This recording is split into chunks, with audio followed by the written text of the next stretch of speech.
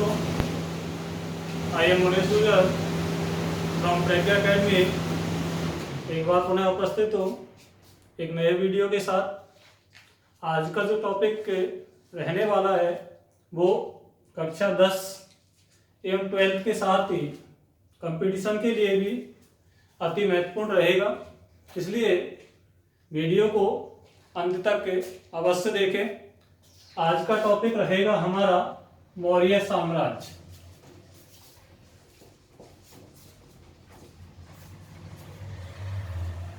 Topic क्या रहेगा? मौर्य साम्राज्य। सबसे पहले बात करते मौर्य साम्राज्य की जानकारी के स्रोतों के बारे में कि हमें मौर्य एम्पायर के बारे में किन किन स्रोतों से जानकारी उपलब्ध होती है। देखते हैं। सबसे पहले बात करते हैं हम कौटिल्य के अर्थशास्त्र की। कौटिल्य की जो पुस्तक है अर्थशास्त्र, इससे हमें मौर्य साम्राज्य के बारे में जानकारी प्राप्त होती है। इसके अलावा जो हमारे यहाँ है यूनानी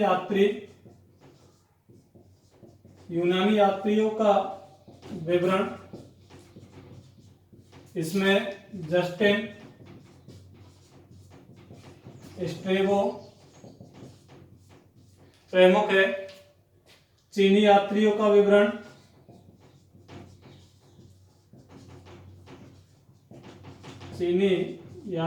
विवरण, इसमें हाइयान, वेनसांग एवं इत्सिंग का वर्णन प्रमुख है। इसके अलावा अन्य देखें हम तो यहाँ पे अशोक के अभिलेख, जो कि पुरातात्विक स्रोतों में सम्मिलित है। रुद्रदमन का जूनागढ़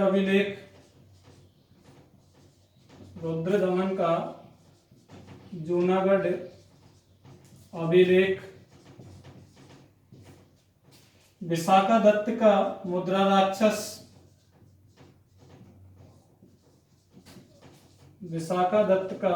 मुद्रा राक्षस,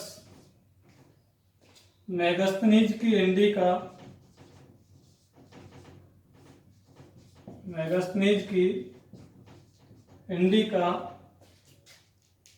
क्षेमेंद्र की बृहत कथा मंजरी, सोमदेव का कथा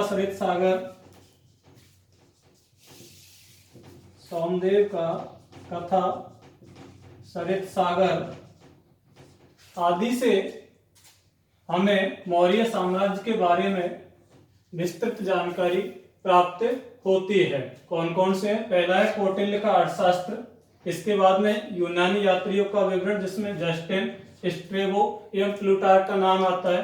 इसके बाद में चीनी यात्रियों का विवरण, इसमें फाइयान, वेनसांग, इत्सिंग का यात्रा विवरण, अशोक के अभिलेख, रुद्रदमन का जूनागढ़ अभिलेख, विशाखा दत्त की पुस्तक मुद्रा राक्षस, मेगस्थनीज की इंडिका, क्षेमेंद्र की कथा मंजरी, सोमदेव का कथा सरित सागर आदि से मौर्य साम्राज्य के बारे में हमें विस्तृत जानकारी प्राप्त होती है।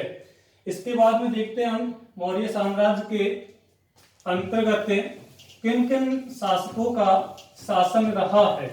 मुख्य रूप से मौर्य एम्पायर में 3 शासक रहे हैं, लेकिन कुल शासकों की यदि बात करें जो 322 ईसा पूर्व से लेकर के 184 ईसा पूर्व तक के शासन रहा है, उनमें प्रमुख रूप से 10 शासकों के नाम आते हैं। तो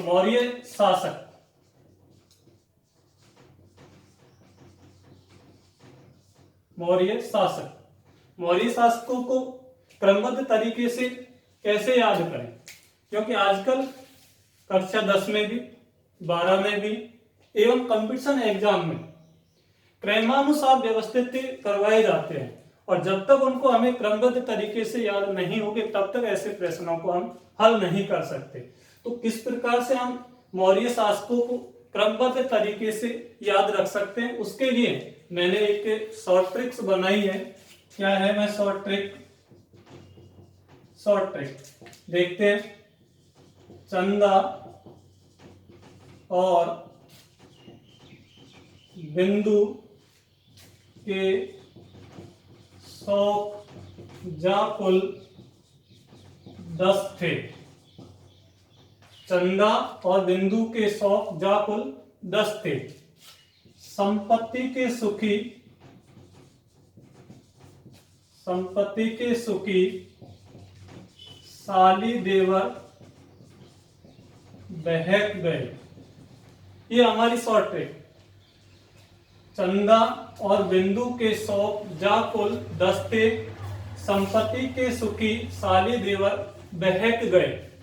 अर्थात चंदा और बिंदु नाम के एक स्त्री पुरुष है, उनके जो टोटल शौक है वो शौक कितने हैं यहाँ पे? कुल 10 है। जो चंदा है और बिंदु है, इनको किसका शौक था? संपत्ति का शौक था। अब चंदा की जो बहन है वो बिंदु की क्या लगेगी? साली। और बिंदु का जो भाई है वो चंदा का क्या है? देवर। तो ये साली देवर संपत्ति के उसमें क्या हो गए? बहक गए। इससे हमें मौर्य शासकों के नामों के बारे में जानकारी मिली। सबसे पहला शब्द है चंदा।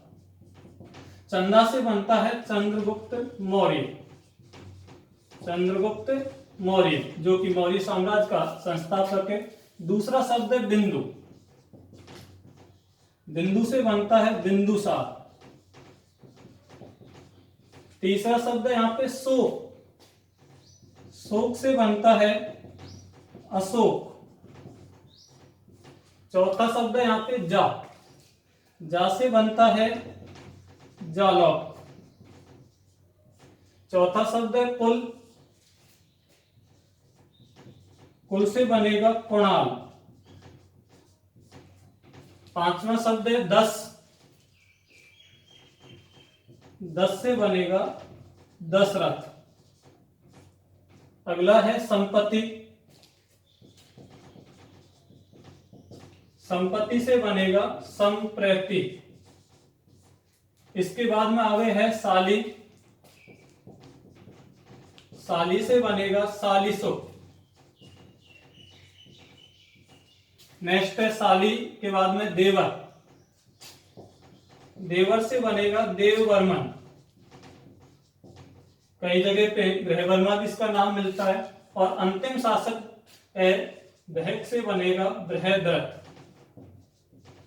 बहक से बनेगा बृहद्रथ। तो एक ही शॉर्ट ट्रिक से हम मौर्य शासकों को क्रमबद्ध रूप से याद रख सकते हैं। यहाँ जो चंद्रगुप्त मौर्य है ये मौर्य साम्राज्य का संस्थापक होगा और बृहद्रथ मौर्य साम्राज्य का अंतिम शासक होगा।